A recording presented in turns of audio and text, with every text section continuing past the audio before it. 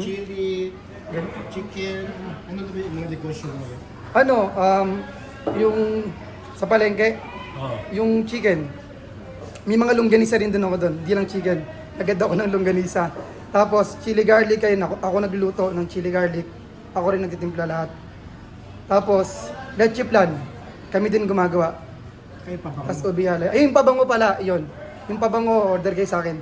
Sakto yung pang regalo, lalo yung leche flan sa Pasko. Paano sila mag-order sa'yo? I-PM lang nila ako sa Supermac, tsaka sa page, ay sa page kong Supermac, tsaka sa Mac Morales. Sa pabango din, dun din, tsaka sa MMCN page. Ayan.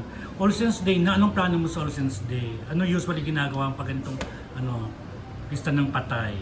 Pumunta sa Sementeryo?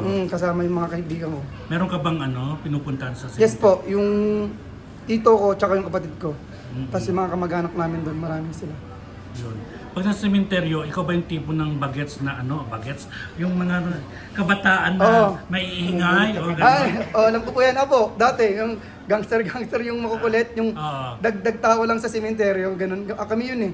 Ngayon, Ano na lang, babe na lang. as in, Babe na lang. Ano lang, syempre. Kailangan din ingatan yung image, di ba? Kasi mm, pangit naman kung di na tayo bata. Kasi dati bata, okay lang kung magligalig. Pero ngayon hindi na kasi. naramdaman mo yung nung magkaroon ka ng partner, naramdaman mo na umangat talaga ang Mac Morales. Yes po. Mm. Dahil din yun sa kanila. Sa kay Annalyn, Magic Boys. Yan, tsaka sa Viva.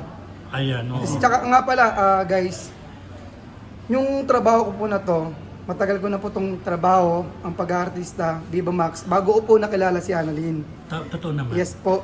Kaya po sa mga nag-i-issue po dyan, guys, sana po alamin niyo po muna yung kwento ng buhay ko. Yun lang po. So paano mo na yung mga basher talaga, yung mga ganyan talaga na intriga, paano mo na-handle ngayon?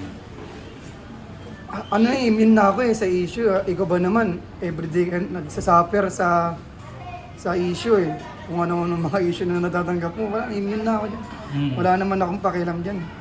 Salamat sa inyo sa mga nagbabash dyan. Mamatay kayo sa inggit.